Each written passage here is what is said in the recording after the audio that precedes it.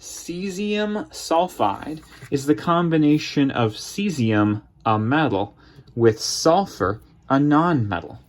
I know they're metals and nonmetals because there's a staircase here of semi-metals, and everything to the left, except for hydrogen, is a metal, and everything to the right is a nonmetal.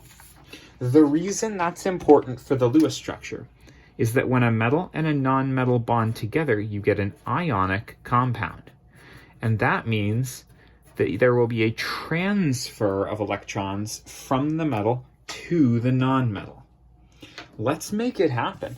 Cesium is in group 1, so it brings 1 valence electron with it. I'm going to draw a CS and put 1 dot around it. Sulfur is in group 16. Each of those atoms brings 6 electrons in its outer shell, or rather, each of those has 6 valence electrons, 6 dots around it.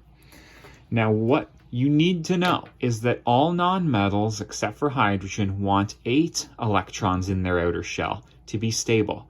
That's the octet rule. And so sulfur bringing 6 just needs 2 more.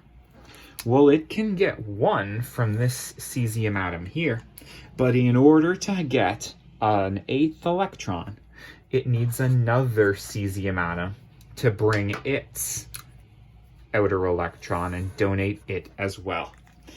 You need 2 cesiums to donate their single electrons to complete the octet on sulfur. That's why the formula is Cs2S. You need 2 cesiums to make this happen. In order to draw the final structure, I would draw an S, which now has 8 electrons in its outer shell. Look at that. It brought 6, but it stole 2, so now it has 8. That's 2 extra negatively charged electrons. So we draw it with the square brackets to show that it's charged, and we write the charge in the top right corner.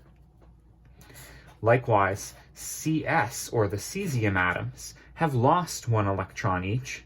That gives them a +1 charge, and there are 2 of them. So draw it twice. This is your completed Lewis structure for cesium sulfide, and it only took you 2.5 minutes. Best of luck, and thanks for being with me.